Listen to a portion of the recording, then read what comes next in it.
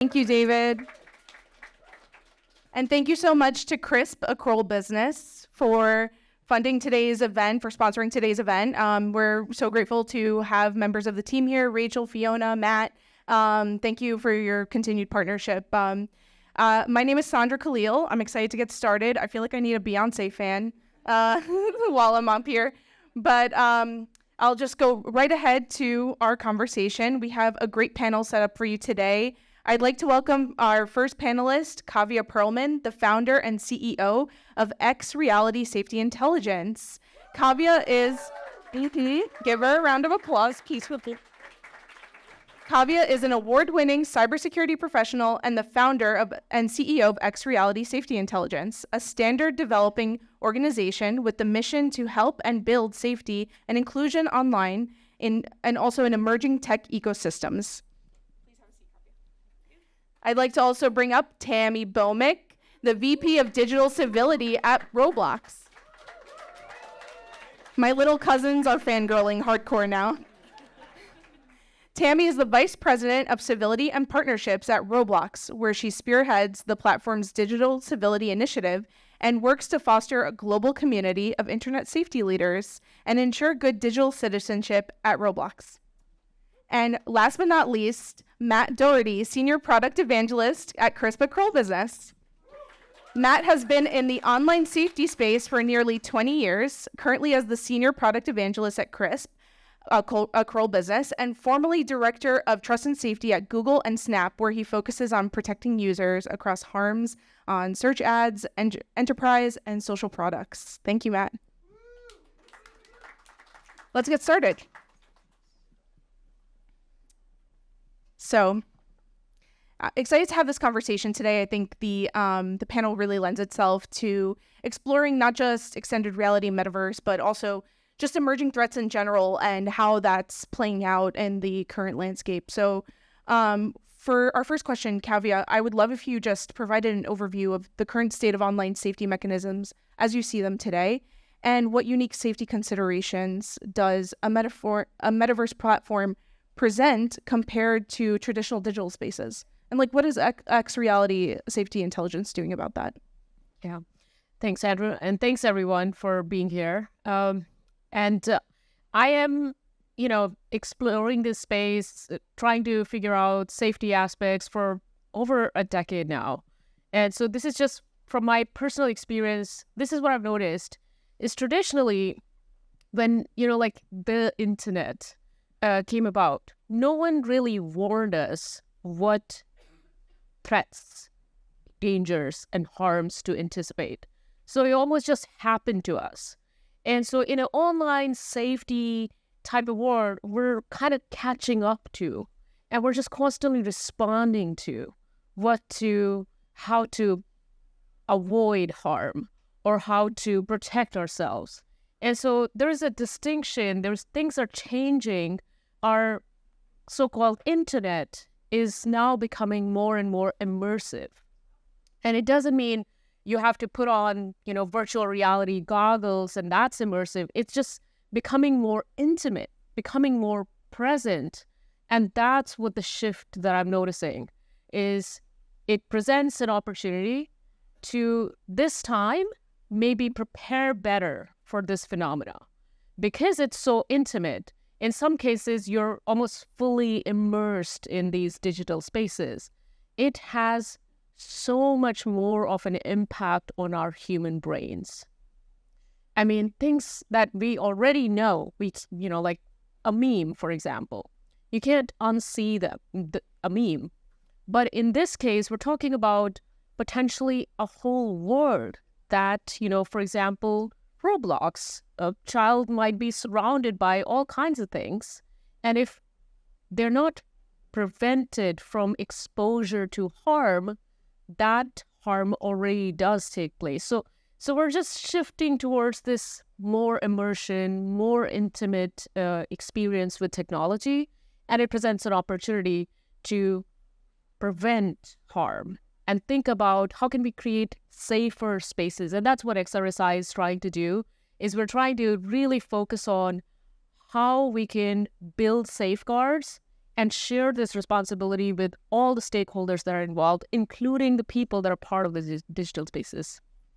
Yeah, and that's really important also for mapping out what digital civility looks like. So moving on to Tami, how do you define and measure digital civility? And is there a difference in a metaverse context, like the key signals of a respectful and inclusive digital space? Yeah, so again, thank you so much for turning out.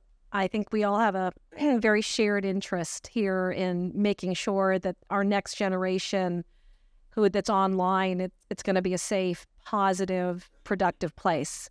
And so at Roblox, for those of you who don't know what Roblox is, or perhaps think that Roblox is a game or a gaming platform, you would not be right.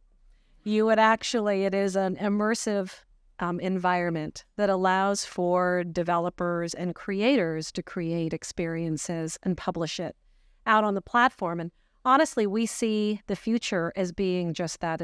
It's all about empowerment and allowing people to be able to create and communicate and learn from one another. And that was the genesis of how Roblox was formed in the early days. And we've been around for 20 years, if you can believe it. So yeah, we were almost 20 years. We were formed back in 2004. So we've been around and at this for a while. Safety and civility has always been the foundation of everything that we do. And because we started out with so many people being very, very young on our platform, privacy, making sure that they were safe and in a civil environment was very, very important to us. And that continues to be so today. For us, for digital citizenship, we have an initiative called the Civility Initiative at Roblox. And this is all about closing up the information gap. It was born about 6 years ago. And in full transparency, it was born because of a conversation that I had with a mom who was so upset that her 8-year-old daughter had a negative experience online and didn't know what to do about it, didn't know what Roblox was, didn't know that we have parental controls, didn't know how to help her daughter navigate not just on Roblox, but online in general. And she started to cry. And I realized at that moment that not only did we have an opportunity, we had a responsibility to make sure that we helped to close that gap, to empower young people to know how to stay safe, to know how to utilize the tools, and to help parents and caregivers understand what was happening so they were less driven by fear and more about inclusivity and positivity. So the Civility Initiative is really all about increasing media literacy because media literacy drives civility. It's also about technology innovation. We need to make sure that we're continuing to innovate on the tools that not only the platform has available to our users, but the tools that we give to developers to integrate into the experiences that they're creating. Because at the end of the day, we are a crowdsourced, user-generated platform, and that is our future, our collective future. We need to make sure that the technology innovation and the product features that we're developing enable these developers to infuse the civility themselves, because that's the only way that we're going to get this to scale. It's not just about Roblox creating innovation. It's that, but it's also developers. The other thing is policy. We need to have evidence-based, balanced policy and regulation that is put forth so that we can make sure that not only do we have a safe place, but everybody's playing by the same rules. And then finally, it's about education and awareness. Because if young people don't have the tools and the knowledge, and the parents don't have the tools and the knowledge, then it all kind of falls apart. So it's really those three pillars that are core to our Civility Initiative at Roblox. Yeah, and I think also from the prevention side, it's really important to understand the threat ecosystem. And Matt, that's where your expertise really comes in. Could you tell us about who are the threat actors in the context of XR and the metaverse? And do they differ from threat actors in traditional digital spaces? And if they do, how? Yeah, sure. And yeah, thanks for having us. I'll take us human, Manny's. I think that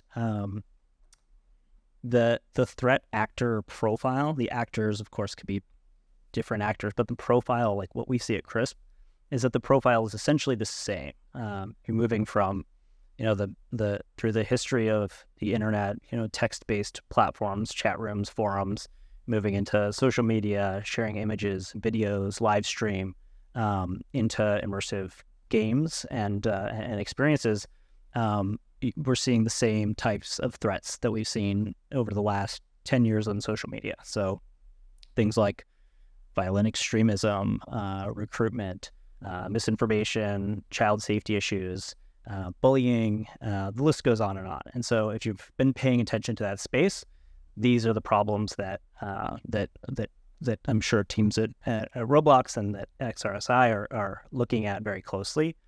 One thing I'll note is that in the space where you're building products for 99% of your good users, you're building cool features, you're building new more realistic avatars, or in the case of other products, you're building frictionless payments into your platforms.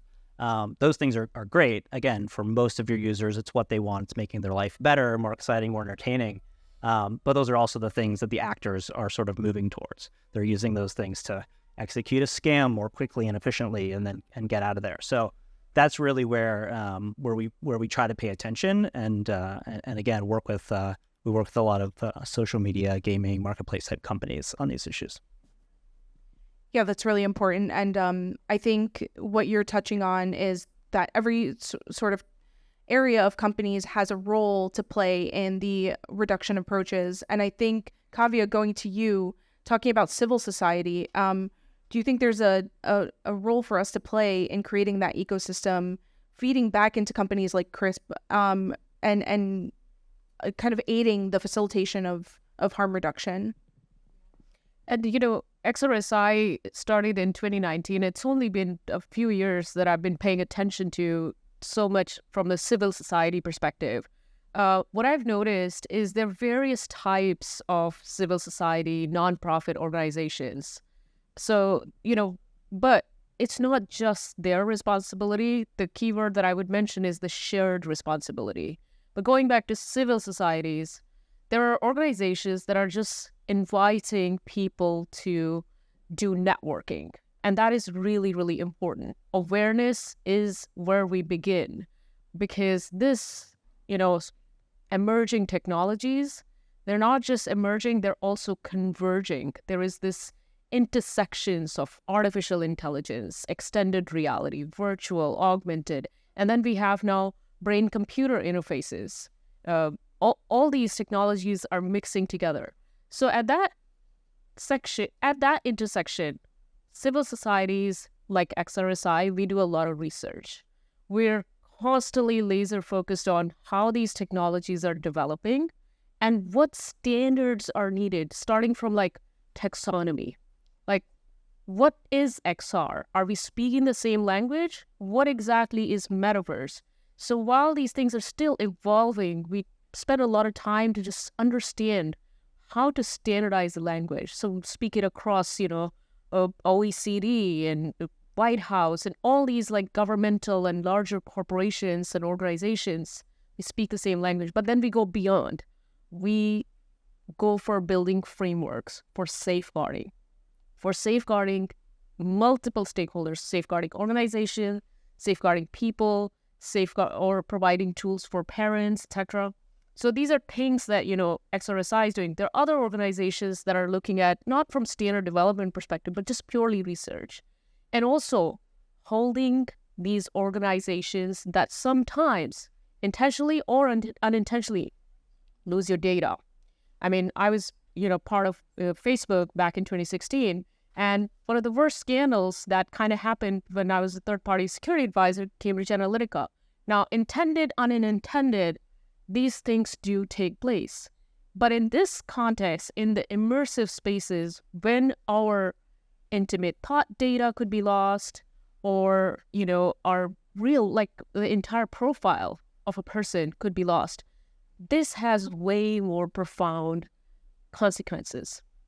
And that's why EFF or, all tech is human, holding companies accountable is another kind of advocacy, which is civil organization. So there's multitude of facets of things and activities that organizations can do. What we need to do is we just really need to collaborate in this space. And so we could divide and conquer, because, we're focused on research mostly, and then this kind of networking opportunities, which we hardly do, but this is a great chance, and that's why I love what All Tech is Human does, is brings all of us and organizations, corporations together, and that's kind of where we are. Thank you. Yeah, I appreciate the shout out. Moving over to Tami, talking about Roblox, which is like a community of communities. They have a really diverse, I feel like a diverse population, not just youth using, which is a common misconception. But the involvement of youth definitely presents its risks, and their considerations evolve quickly. So how does Roblox stay ahead of those emerging considerations and threats, and encourage a culture of kindness and integrity? Those are a lot of questions packed in there. I tried to give people their money's worth. I know. Wow, she's working for you all. So thank you to All Tech is Human as well. You guys are doing a fantastic job bringing everyone together. So, one of the things that at Roblox we do believe is empowering all of our users. And you're right. Our beginning days, we tend to have a lot of young people on our platform. Our fastest growing segment, though, is 17 to 24. And so we really envision a platform for everybody. So gaming was initially the first start. Now we've moved into entertainment. We've moved into brands paying attention, that they can come onto the platform and create immersive experiences that's more than advertising, but actually delivers on a mission that's important for them. We are hosting concerts with incredible artists. And so, the platform is quickly evolving. The way that we look at civility at Roblox is not necessarily kindness. Of course, everybody wants kindness. But with a community as big as ours, we have 66 million daily active users on our platform. So if you think about that, we are larger than a lot of countries in the world. And somebody actually quoted this, and it was so big. It's like it's all of France on Roblox all at once, right? And our developer community is also very large, and it would be all of Paris being a developer, which is maybe kind of scary on that front. But we have a lot of responsibility for keeping the platform incredibly safe and making sure that we're doing all of the right things. Civility does not necessarily mean kindness. It means respect. It means inclusivity. It means learning from one another. And the developers set the tone, right? The developers create the experience that they want to create. So, for example, if you're creating an esport experience, and they're for older people, 70 to 24, and they want to smack talk one another, they should be able to do that, right? They should be able to do that because it's grounded in a foundation of civil behavior in that context. Not appropriate if it's for a younger child that may not be, able to handle or understand that context. So we're constantly working on innovative approaches and features and policies that make sure that wherever you're going on Roblox, the expectations are set up front. So there's a lot of innovation that happens on that front to make sure that we're always providing a safe and civil environment. I think that further beyond outside of Roblox, it's really, really important to understand that it takes all of you to really make change, right? And so a year ago, we came up with a hypothesis. In 5 to 10 years from now, the online world can be safer and more civil than in real life. If we were to make that a reality, what would need to happen in technology innovation, policy, and education and awareness? Because those are the three pillars that need to happen, and it needs to happen in the right way in order to make that hypothesis true. Fast forward a year, we partnered with the Digital Wellness Lab at Harvard to convene over 150 thought leaders from industry, from government policymakers, to researchers, to different academics around the world to workshop these ideas. And we're developing a white paper now on a framework for what is civility. And it's in the user journey, it attacks the problems up front, not down in the lower ends where it's about moderation and customer service. That area still needs to innovate, but it's whack-a-mole, right? It's whack-a-mole. Where we're going to really move the needle is if we can change human behavior. Toxicity breeds toxicity. Goodness breeds goodness. If we can infuse more goodness up front, it will reduce toxicity downstream.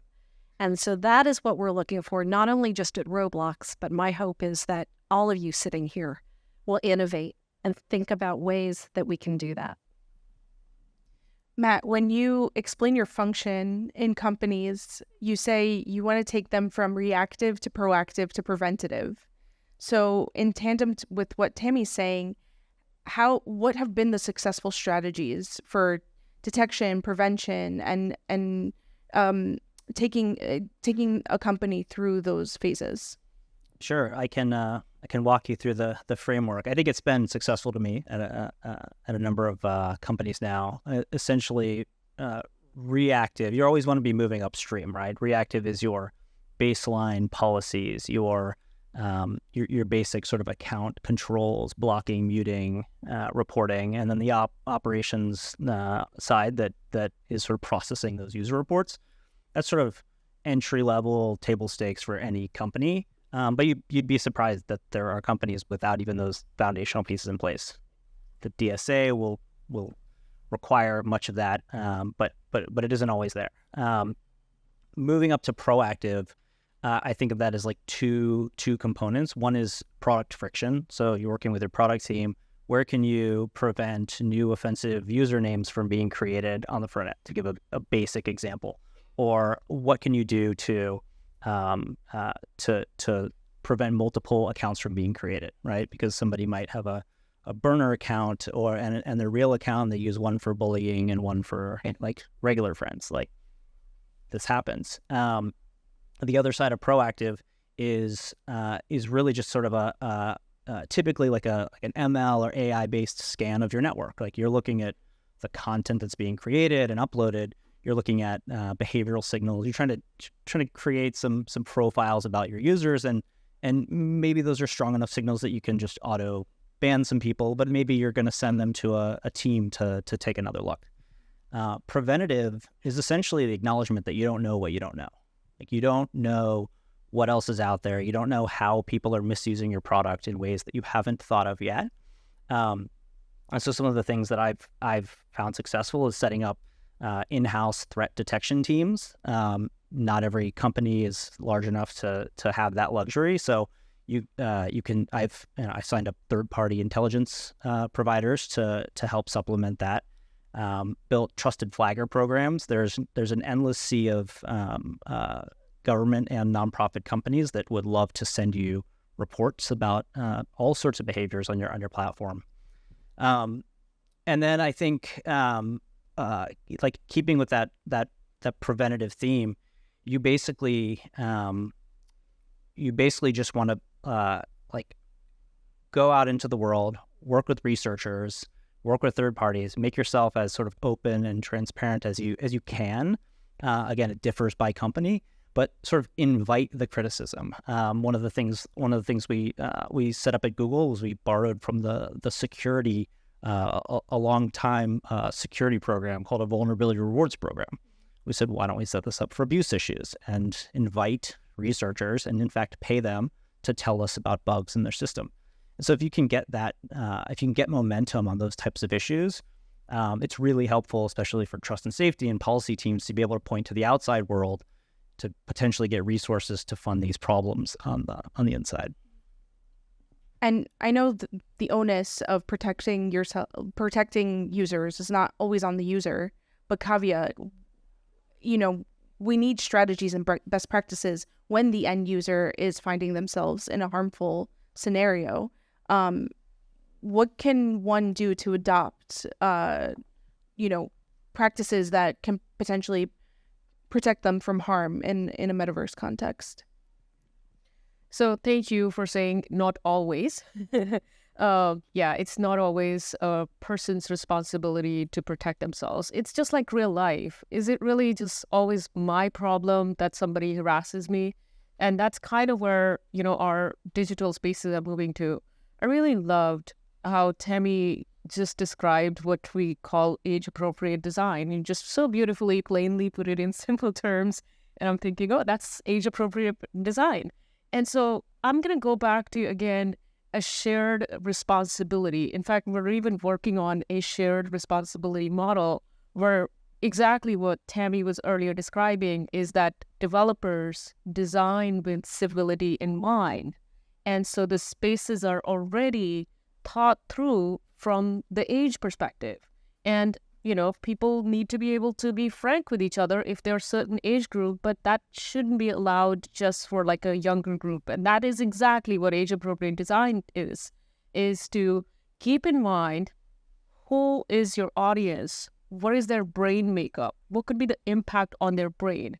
And then that's what would allow, and then also when it comes to, you're saying, what can a person do? We need to be empowered. So all of us, like as an individual, even though I know a heck of a lot, but when I first joined Facebook, on the day one, like I had exposed so much of my private information that I didn't want to. And then my parents back in India, they started calling me, asking all these questions. It's like, what's going on with your religion and stuff? So like, I didn't even know. So people need to be empowered. They need to be told what tools are available. Because, a designer, a developer can develop those tools. But if a person doesn't know which button to click, if there is, via chat, there was an incident that happened that, helped them create a panic button. So if there's an incident going on and I don't know which button to click, then those tools are useless. And this is, again, earlier you're talking about the civility initiative, the awareness. That's the key. We need to be aware, what can I use? Like if I'm walking around, somebody starts to harass or something, if I have a mace or something, maybe I can use that. But in digital spaces, what is the alternative to this? Maybe we can kick, block, mute, all those tools. So there is certainly the element of respond, but then there is the element of prevention. And that's where we are. Can I pile on? Yeah, please. Oh, the idea of just age-appropriate design, I think there's this other conversation. So we often talk a lot about in this industry, maybe many of you in the room, the spectrum of safety to privacy, right? Like sometimes you put in, some more privacy measures, but it makes your product less safe, or you put some safety measures, but they require a little bit of a pull on the policy side. But similar to the age-appropriate design, you actually need to know the ages to implement these things. A lot of the solutions exist. There's smart teams who built like really smart tools and features for restricting users by their age or for other reasons, maybe their identity in certain ways, but that is a shell we haven't quite cracked yet, this age assurance problem, which would, I think, solve a lot of the problems that we have out there. I'm the parent of a teen and a tween, and it's a constant battle, right? Which apps are allowed? How are you using this app? How did you get around that setting, right? And even like there was some news in the past week about some of these settings getting bypassed, and I was like, I knew it, but I probably accused my kids of hacking my phone. So I think that's like a really important part of the discussion, just to even get to the age assurance.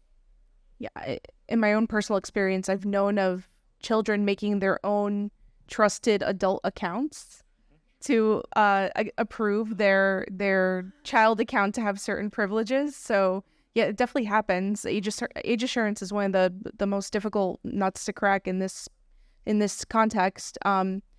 and kind of driving things home, I want to take us through what I think will lead to a regulatory answer, and it's open to all. I'm thinking about in the future, there's going to, and there's already happening, cross-platform interactions in this space. So how to ensure consistent safety guidelines there, and when they become interoperable, the virtual worlds, how to ensure that we have the guardrails in place, to use the terminology, and ensure sort of accountability on all ends of these platforms. Were you in the innovation workshops? I think this is one of the things that we tackled, right? Because it's not going to be just Roblox that solves this. It's not going to be just Google that solves it. It's not going to be any one company that solves where we're headed as a human race. It has got to be all of us. And so, I think that one of the things that came out of this workshop is actually two things. One is incorporating youth voice, right? We're all old. Sorry to spread the news, but you're all old. And we are creating tools and technology, right, for the younger generation who will be living they are living a much different world than we're all in right now. And so we cannot possibly create a world that is effective for them without them. So the one thing that came out of these workshops is incorporate youth voice to help develop your product from beginning to end. Don't just bring them in for a focus group and ask them and go, thank you for your ideas, bye. But incorporate them from the very beginning of the scoping of the project all the way through and testing it out all the way through the end.